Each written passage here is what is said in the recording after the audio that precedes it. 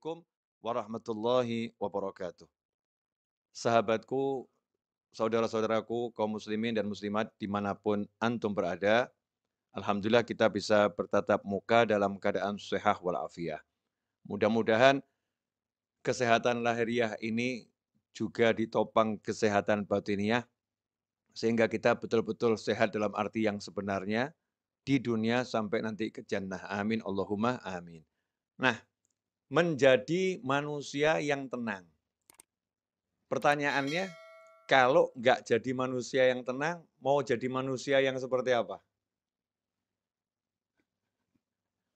Manusia yang kemerungsung kalau bahasa Jawa. Kemerungsung itu dalam bahasa Arabnya al-ajalah. Al-ajalah itu bukan tergesa-gesa. Walaupun salah satu arti al-ajalah adalah ketergesa-gesaan. Ketergesa-gesaan itu hanya salah satu wujud karena orang tidak tenang.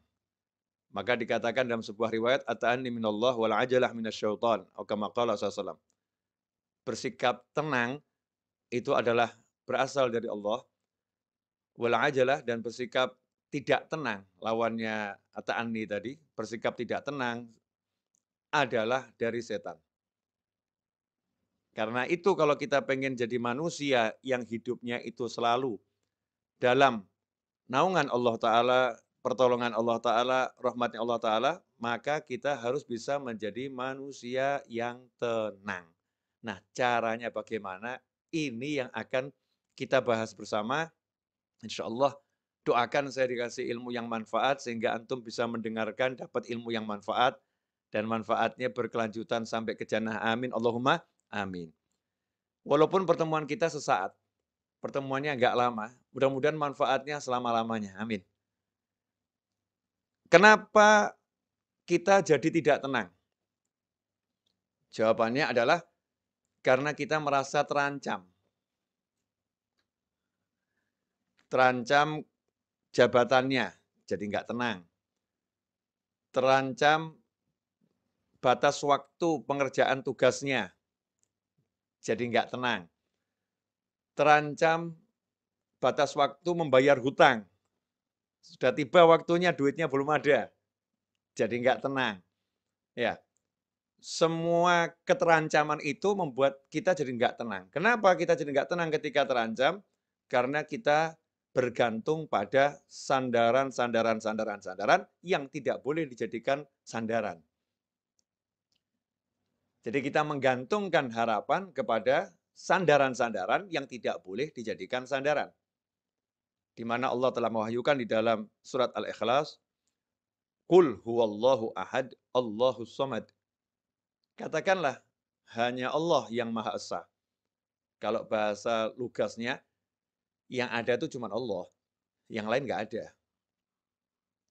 Yang ada cuma Allah, yang lain nggak ada. Bosmu yang nggak ada, kemudian partnermu yang nggak ada, tabunganmu nggak ada, kepandaianmu nggak ada, semua nggak ada. Yang ada itu cuma Allah Ta'ala. Yang berlangsung itu ya hanya keputusannya Allah Ta'ala. Yang berkuasa ya hanya Allah Ta'ala. Yang bisa mengizinkan sesuatu terjadi hanya Allah Ta'ala. Yang bisa mencegah sesuatu agar tidak terjadi hanya Allah Subhanahu wa Ta'ala. Enggak ada yang lain. Qul huwallahu ahad. Katakan, hanya Allah yang ada. Cuman Allah. Nah, kalau sudah yang ada cuman Allah, Allahus Samad. Allah adalah harapan, sandaran, Tuhan yang menjadi tempat bergantungnya segala sesuatu. Hanya Allah, nggak ada yang lain. Kalau udah begitu, kemudian kita jadi tercerahkan. Oh, yang bisa nolong hanya Allah. Yang bisa membantu hanya Allah.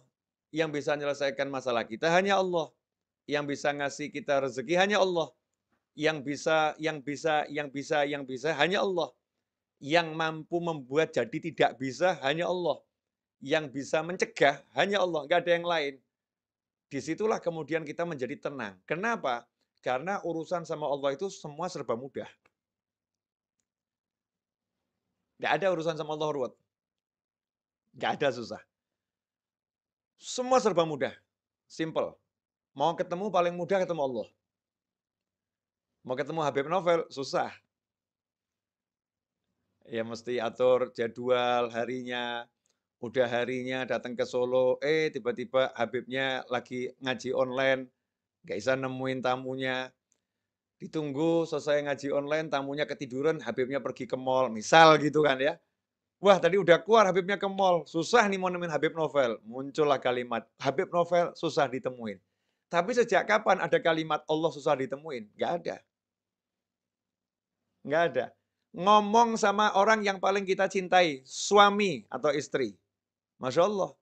Untuk didengar itu susah. Udah ngomong sama suami berkali-kali, nggak pernah didengar. Udah ngomong sama istri ribuan kali, nggak pernah didengar. Tapi kalau ngomong sama Allah, nggak ada kata nggak didengar. Wahwas sami'ul alim. Ya Allah maha mendengar, maha mengetahui. Allah mendengar. Iblis ngomong aja didengar sama Allah Ta'ala. Apalagi kita. Ya iblis tuh ngomong sama Allah didengar.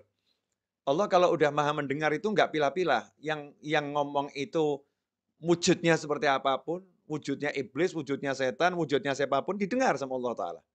Nggak dipilah-pilah. Allah maha mendengar. Jadi kalau hubungan sama Allah serba mudah. Diperhatikan nggak sama Allah? Allah maha melihat. Kira-kira Allah tahu perasaan saya nggak? Allah Al-Khabir. Ya. Sampai hal yang paling detil pun dari diri kita, Allah maha mengerti. Kira-kira Allah nanti berempati enggak sama saya ya? Huwar Rahmanur Rahim. Dia maha pengasih lagi maha penyayang. Lah yang enggak iman aja disayangin, apalagi yang iman. Huwar Rahmanur Rahim. Ya, dia Allah maha pengasih lagi maha penyayang. Saat itulah kita jadi tenang. Karena untuk berhubungan sama Allah, kita nggak harus ke kanan, nggak harus ke kiri, nggak harus ke depan, nggak harus ke belakang, nggak harus naik, nggak harus turun. Tinggal ini, hatinya nyambung ke Allah, selesai. Nah, kalau udah begitu, jadinya tenang. Nggak punya duit, mau bayar hutang. Ini contoh kasus ya. Karena saya banyak yang WA saya gitu, Beb, mau bayar hutang nggak punya duit, gimana ini? Jawaban saya dibayar. Habib ini aneh bener nih, nggak punya duit kok suruh bayar. Iya dibayar. Bayar hutang ini kan ada prosesnya. Proses nomor satu, jangan pernah percaya sama siapapun yang mengatakan kamu mampu bayar hutang. Enggak. Katakanlah kepada siapapun, saya tidak mampu membayar hutang saya. Yang mampu bayar hutang saya hanya Allah Ta'ala, tapi saya akan bayar hutang saya. Tugas saya adalah berniat membayar hutang. Yang nanti membuat saya mampu bayar hanya Allah, enggak ada yang lain. Jangan pernah percaya tabunganmu mampu untuk bayar hutangmu. Wah, itu nanti langsung diuji. Tabungannya tiba-tiba habis. Anaknya sakit, habis tabungannya. Selesai. Naudzubillah min dzalik. Jangan sombong. Wah, saya punya tabungan banyak, saya punya aset banyak. Sombong amat kamu. Nah, Tuhanmu, asetmu, tabunganmu. Sebentar dihancurkan sama Allah Ta'ala. Galaunya luar biasa. Jangan pernah mengandalkan siapapun dan apapun. Saya punya Allah, Allah akan lunaskan hutang saya. Saya berniat bayar hutang. Nomor satu itu. Ya. Kemudian nomor dua bagaimana? Minta. Jangan sombong. Yang penting usaha dulu. Salah kamu. Yang penting minta dulu. Karena usaha itu diantaranya memohon pada Allah Ta'ala. Itu usaha. Bagaimana Rasul mengajarkan suasana sebagai utusannya Allah? Utusannya Allah loh ini. Berarti kan wakilnya Allah. Saya kirim utusan ke rumah Ustadz Fakhrul Razi. Berarti wakil saya. Nah itu makna kesaksian bahwasanya baginda Muhammad SAW adalah Rasul. Utusan. Ya. Rasul, utusannya Allah Ta'ala. Artinya semua yang dari Rasul nggak mungkin salah, karena semua yang dari Rasul dari Allah. Makanya kalau sampai mengatakan, ngapain memuliakan Rasulullah? Muliakan Allah, itu aneh. Memuliakan utusannya Allah, itu namanya memuliakan Allah Ta'ala. Kalau saya ngutus seorang ke rumahnya Ustadz Fakhrul Razi, kemudian Ustadz Fakhrul Razi dikasih tahu, ini utusannya Habib Novel. Kemudian beliau mengatakan, saya hormati Habib Novel. Kalau kamu tidak, saya marah. Kalau mau hormati saya, hormati utusan saya. Itu saya utus, sudah saya pilih. Kan begitu. Saya utus, sudah saya pilih. Bukan sembarang orang yang saya utus. Sementara Allah katakan, Allah utus manusia yang terbaik sebagai penutup utusan di akhir zaman sampai kapanpun. Penutupnya adalah baginda Muhammad SAW. Utusannya Allah Ta'ala. Diberi utusan yang the best buat kita semua. Nah, bagaimana kita memperlakukan utusan Allah ini, SAW? Kita menganggapnya manusia biasa, naudzubillah min dzalik. Kita harus menempatkan beliau sebagai penghubung kita pada Allah Ta'ala. Kalau saya mau dekat sama Allah, ya beliau ini penghubungnya. Kalau saya mau sukses dunia akhirat, ya ini yang punya semua informasinya ada pada baginda Muhammad SAW. Karena Allah berbicara dengan kita semua lewat baginda Muhammad SAW yang membumikan ajarannya Allah Subhanahu Wa Taala kepada umat manusia. Nah, Rasul ternyata ngajarin mudah. Mau hutang mau lunas, siapa yang berhutang dengan niat untuk melunaskan hutangnya, maka Allah akan lunaskan hutangnya.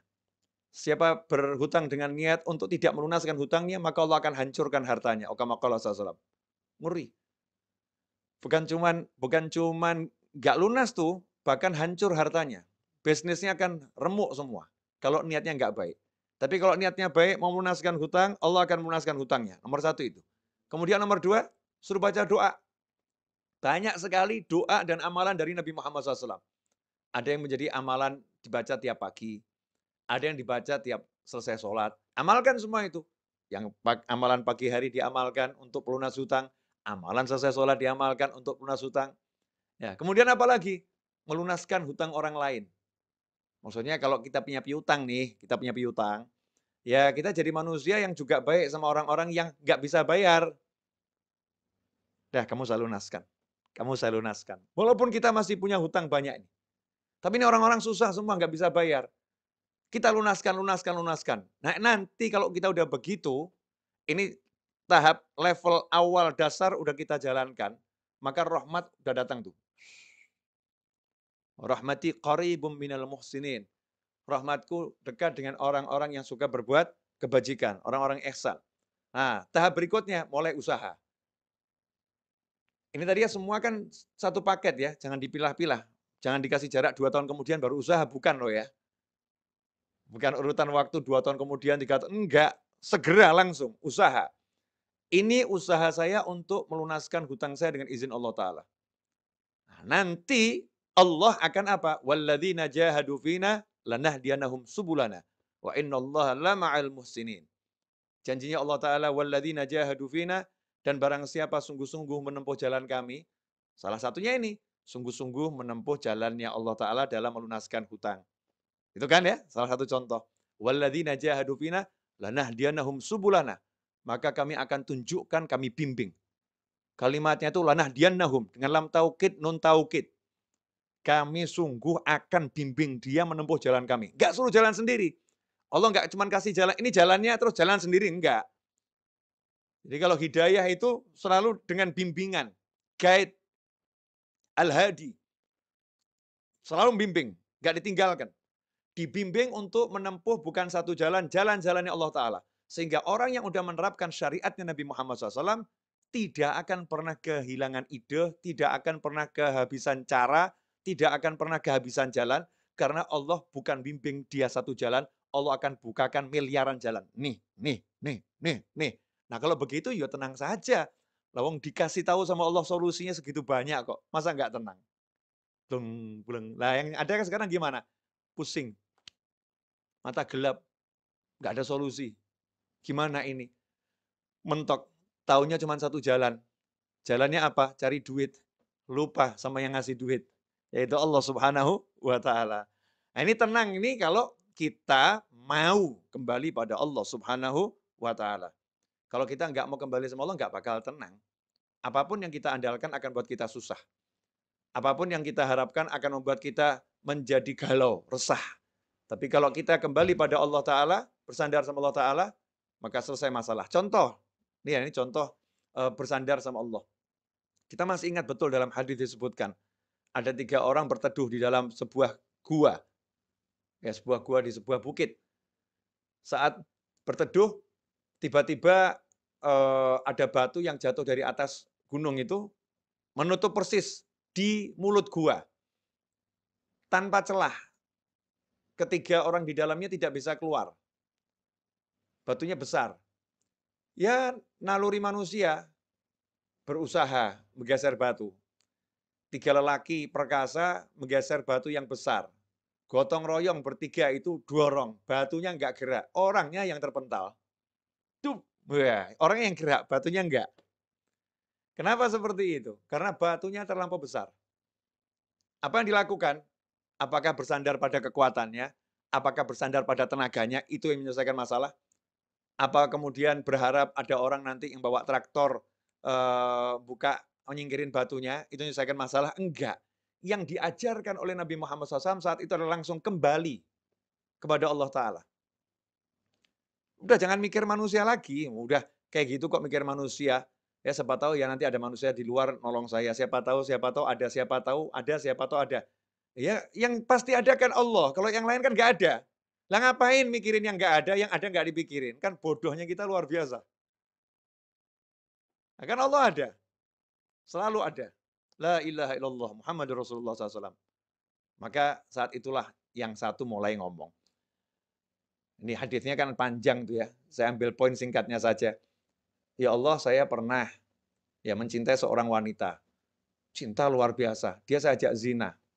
Selalu menolak. Suatu ketika akhirnya dia butuh duit, dia mau.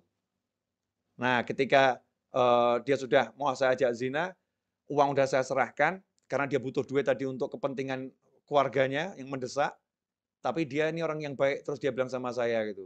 Takutlah sama Allah. Akhirnya saya tinggalkan dia, uangnya nggak saya ambil, dia saya tinggalkan karena saya takut sama kamu ya Allah. Kalau ini ikhlas karena kamu ya Allah, tolong ya beri kami jalan keluar dari masalah ini. Yang terjadi apa? Batu yang gede bergeser tanpa ada yang geser. Cuman belum cukup. Karena Allah ingin mengajarkan kepada yang lain. Ini kan masalah berjamaah. Masa yang dikasih solusi cuma satu orang, yang lain enggak. Maka yang lain disuruh juga, ayo kalian gimana? Yang satu, saya ini sama ibu saya, ya cerita yang cukup cukup populer nih hadis ini. Yang satu saya sama karyawan saya. Akhirnya berkat tiga-tiga ini minta tolong sama Allah dengan ya tawassul pada amalan yang dipersembahkan untuk Allah Ta'ala. Hasilnya apa? Tergeser batu itu, selesai.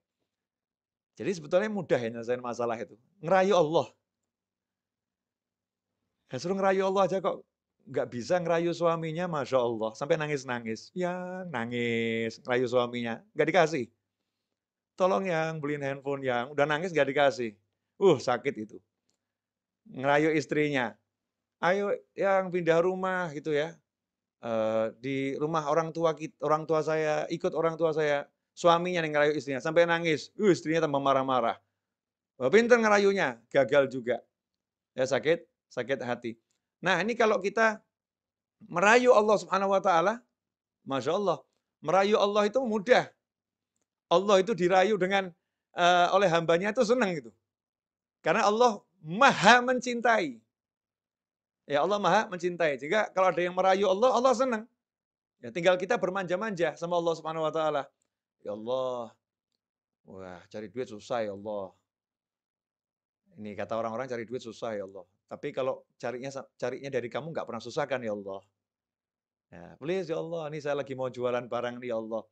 Cuman hasilnya nggak banyak ya Allah. Saya mau jualan kamera, hasilnya paling 8 juta ya Allah. Cuman saya minta rezekinya 1 miliar ya Allah. Malaikat ketahuan, ini manusia yang pinter ini. Yang lain ngomong sama dia, ini orang ngelamun. Jual barang 8 juta kok minta rezeki 1 miliar. Ini orang ngelamun ini. Ini kata manusia yang ngelamun. Malaikat bilang, ini orang pinter ini. Karena dia mintanya sama Allah, bukan sama kamera yang mau dia jual. Dia mintanya sama Allah Subhanahu wa Ta'ala. Subhanallah. Tiba-tiba kameranya nggak laku, duitnya datang banyak. Dus, dus, dus. Ya, tiba-tiba. Nah, dari mana itu? Wa may yattaqillaha yaj'al lahu makhrajan wa yarzuqhu min haitsu la yahtasib. Siapa bertakwa kepada Allah. Jadi jangan terbiasa sama teori-teori yang diajarkan sama yang mengajarkan itu loh. Tapi terbiasalah dengan bukan teori, tetapi hukum pasti dari yang maha menciptakan kita semua, yaitu Allah Subhanahu wa Ta'ala. Hukum pasti dari utusannya Allah Subhanahu wa Ta'ala, yaitu baginda Muhammad. Yang lainnya itu teori. Kalau Rasulullah SAW adalah hukum pasti. Kalau Allah hukum pasti. Teori banyak salahnya, perlu diuji. Tapi kalau hukum pasti, nggak mungkin salah. Karena itu wahyu ilahi dan sabda Nabi Muhammad SAW. Enak kan? Allah bilang nih sama kita semua. Ya, tapi yang diajak bicara yang iman loh ya. Kalau nggak percaya ya terserah, bukan mukmin. Mau kita ini mukmin semua kan? Nah, mukmin diajak bicara sama Allah. Kalau nggak iman ya ngapain saya ajak bicara? Ini yang diajak bicara yang beriman. Wa may yattaqillaha, kalau udah bicara iman jangan pakai akal. Ini akal ini suka membuat orang yang beriman jadi rusak imannya. Iman itu yang membedakan antara mukmin sama orang yang nggak mukmin. Yang nggak mukmin pakai akal saja. Tapi kalau yang mukmin nggak butuh akal dia. Aku percaya sama Allah kok. Nah, gimana? Ya urusannya Allah. Aku percaya sama Allah, selesai. Itu mukmin. Walaupun orang yang beriman akalnya dipakai untuk menambah keimanannya. Ya, untuk memperkuat keimanannya, untuk menyampaikan kepada orang lain agar bisa menjadi beriman pula. Tetapi ketika dia beriman, dia nggak butuh akal gitu. Dia cukup membutuhkan hatinya yang meyakini Allah Subhanahu wa taala. Subhanallah. Wa may yattaqillaha. Allah yang bilang nih, dan barang siapa yang bertakwa kepada Allah. Takwa itu gampang kok. Saya bilang takwa itu susah. Walaupun kita kan takwanya masih ya begini begitu, tapi takwa itu gampang. Simple. Yang diperintah jalankan, yang dilarang tinggalkan. Selesai toh? Kayak gini loh, kayak gini. Wah, zaman sekarang ini mau ke mall aja susah nih. Mesti punya aplikasi Peduli Lindungi. Mesti harus sudah divaksin. Mau ke mall aja susah. Nggak susah toh ya? Ya jalankan saja peraturannya. Kalau kamu sudah vaksin, punya aplikasi Peduli Lindungi, kamu ke mall, mudah, nggak susah. Kan gitu. Nah, begitu pula dalam kehidupan kita dengan Allah Ta'ala, simple. Kamu laksanakan perintah Allah, kamu jauhi larangan Allah, Allah laksanakan janjinya kepadamu. Wa may yattaqillaha, apa yang didapatkan? Yaj'al lahu makhraja. Hal yang paling ruwet dalam hidup manusia itu kalau jalan buntu. Betul ya? Jalan buntu. Ngelamar anaknya orang, ditolak, jalan buntu. Pusing dia. Ngelamar kerjaan di kantor, jalan buntu, pusing dia. Ya, mau bayar hutang nggak ada duit, jalan buntu, pusing dia. Maka janjinya Allah Ta'ala buat yang percaya sama Allah, yang mau ikuti aturannya Allah Ta'ala, wa may yattaqillaha, siapa takwa sama Allah, apa yang Allah janjikan nomor satu? Yaj'al lahu makhraja. Don't worry. Jangan khawatir. Ojo wedi. Jangan takut kamu. Ya, jangan takut. Kenapa? Yaj'al lahu makhraja. Dia Allah akan selalu. Oh, ini harus digaris bawah ini. Dia Allah akan selalu yaj'allahu memberikan kepada dia yang bertakwa pada Allah Ta'ala makhraja, jalan keluar. Batu nutupin segede apapun, orangnya bertakwa, Allah kasih jalan keluar. Kehidupan dunia sengeri apapun, orangnya bertakwa, Allah kasih jalan keluar. Makanya buat orang yang bertakwa, tenang. Yang lain heboh, ini gimana, ini bagaimana. Tenang dia. Nanti saya akan diberi solusi sama Allah. Nanti saya akan diberi solusi sama Allah. Yang lain nanya, lah solusinya bagaimana? Solusinya apa? Ya kan nanti Allah yang kasih. Ngapain saya pikir sekarang? Yang ngasih Allah kok saya yang mikir. Tuh, seperti Nabi Musa alaihissalam. Nabi Musa sama Bani Israel ketemu lautan yang luas. Umatnya bingung waktu itu. Gimana depan lautan, belakang Fir'aun ngejar. Nabi Musa santai. Ya. Kalla inna ma'ya rabbi sayahdin. Kalla. Sungguh nggak mungkin kita celaka. Inna ma'ya rabbi. Allah bersamaku. Sayahdin. Nanti dia Allah akan beri saya petunjuk. Nanti dia Allah akan beri saya petunjuk. Hasilnya apa? Dikasih sama Allah solusi. Jalan keluar. Jalan keluarnya bagaimana prosesnya? Simple. Nggak ribet. Nggak cari pasukan. Nggak cari relawan, nggak cari tambahan manusia untuk bantu perjuangan, nggak cari A sampai Z, ya memakai yang sudah ada di tangan, yang ada di tangan Nabi Musa AS, nggak jauh-jauh loh. Ya udah tongkatmu pukulkan ke laut.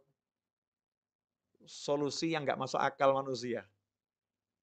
Dek, laut terbelah, Nabi Musa dan pengikutnya selamat, Fir'aun tenggelam dan binasa, diabadikan sampai akhir zaman dan sepanjang masa. Selesai masalah. Ya ja'allahu makhraja. Selalu diberi solusi oleh Allah Ta'ala. Selalu diberi jalan keluar oleh Allah Ta'ala. Gak cukup itu. Plus, wa yarzuqhu min haitsu la yahtasib. Dan Allah akan selalu beri dia rezeki yang gak pernah bisa diperhitungkan oleh dia ataupun yang lain. La yahtasib. Jadi orang yang dekat sama orang bertakwa ini kalau kalkulasi rezekinya pasti pusing. Udah lah, tidak mungkin ketemu. Mau pakai jurus model apapun. Kok bisa ya? Kok bisa? Nanti kok bisa? Gitu. Karena Allah suka ngasih surprise sama hambanya yang bertakwa. Surprise. Surprise. Gitu. Allah ngasih kejutan. Nih. Sampai kita bingung nih. Bertubi-tubi dikasih rezeki sama Allah Ta'ala. Min haitsu la yahtasib. Dari arah yang nggak pernah bisa dia perkirakan.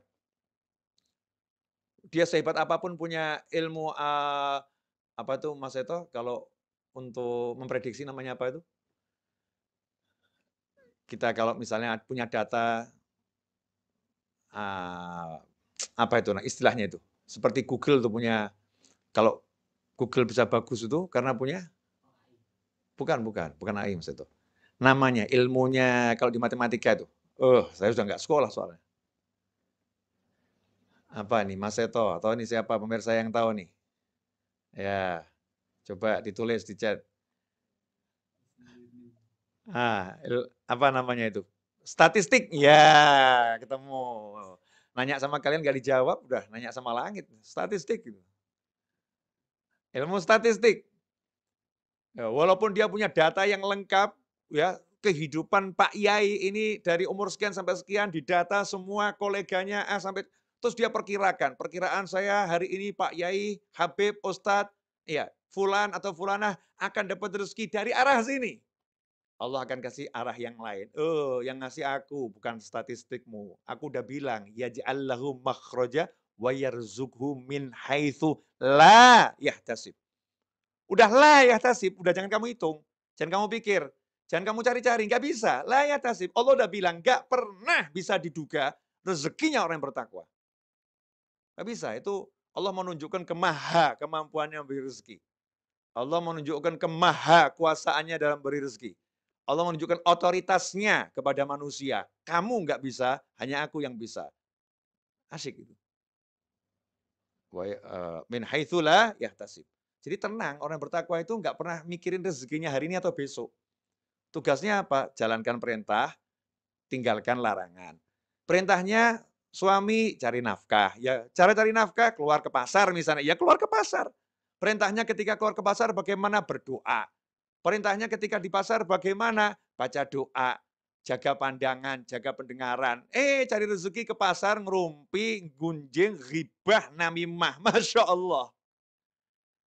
Teriak-teriak, saya tiap hari udah ke pasar, saya udah kerja. Kamu kerja nggak pakai caranya Allah? Bagaimana kamu dapat rezeki yang surprise? Makanya rezeki kamu ya hitung-hitungan tadi. Pusing kepalanya. Ya, pusing kepalanya. Ikhwani rahimakumullah. Ini yang perlu dipahami, bahwasanya kalau orang udah percaya sama Allah Ta'ala, tenang hatinya. Dia nggak akan pilih cara-cara yang lain. Mau pakar A sampai Z yang nggak ngurus, yang dia urus caranya Allah, cara Rasulullah SAW. Nah, nanti termasuk caranya Rasulullah, itu caranya ulama. Ya bagaimana pendapat para ulama, bagaimana petunjuk para ulama, hidupnya hanya begitu. Oh hidup ini singkat kok, mohon maaf loh ya. 60-70 tahun itu rata-rata umur kita. Wong hidup sampai 60-70 tahun kok cuman dibuat mikir cari duit itu kan bodohnya kita luar biasa. Oh duit tuh nggak usah dicari ya, pasti datang kok. Tapi ya usaha. Nah usaha itu doa, ya, usaha itu pergi ke pasar, kan gitu. Tapi jangan mikir cari duit, jangan. Habis energi. Ya, sayang. Mikir cari solusi. Nah ini juga kebodohan kita. Solusi kok dipikir. Solusi itu diberi. Yang beri siapa? Ya ja'allahu makhraja, yang beri Allah, yang ngasih masalah Allah, yang beri solusi Allah. Selesai. Loh, cara mintanya sama Allah bagaimana? Ya, cara mintanya takwa, gampang. Jalankan perintah, jauhi larangan. Selesai. Ini sekarang sukanya yang aneh-aneh, suka hidup ruwet, mumet, pusing, ya, pakai cara-cara yang nggak benar, cara yang nggak beres, cara yang benar, yang beres nggak dijalankan, yang nggak beres apa namanya, dijalankan, yang beres nggak dijalankan. Ini menyebabkan kita hidup dalam ketidaktenangan. Maka untuk menjadi manusia yang tenang, kita harus betul-betul qul huwallahu ahad, Allahus somad. Nah, insyaallah 30 menit saya berbicara ini barokah, ya, manfaat, kendati seperti yang tadi saya sampaikan, singkat, ya, mudah-mudahan manfaat, dan sampai nanti jannah manfaatnya nggak berhenti. Terus, ya, terus nyambung manfaatnya, karena kita bersama-sama belajar untuk menjadi manusia yang ingat kembali bahwasannya untuk menjadi tenang mudah kembali pada Allah, maka kita akan menjadi tenang setenang-tenangnya. Jazakumullah khairan Ustaz Fakhr Razi atas waktunya, atas kesempatannya.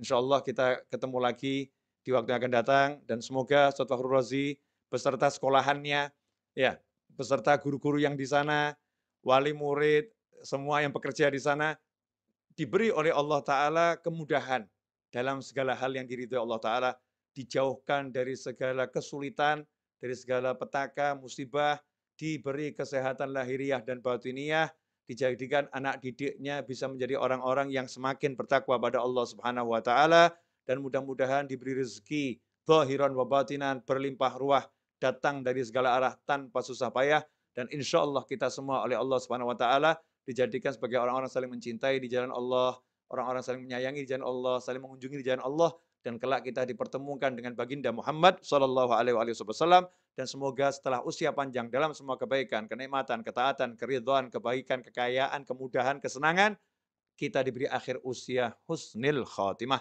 Wassallallahu ala sayyidina Muhammadin wa alihi wasallam walhamdulillahi rabbil alamin.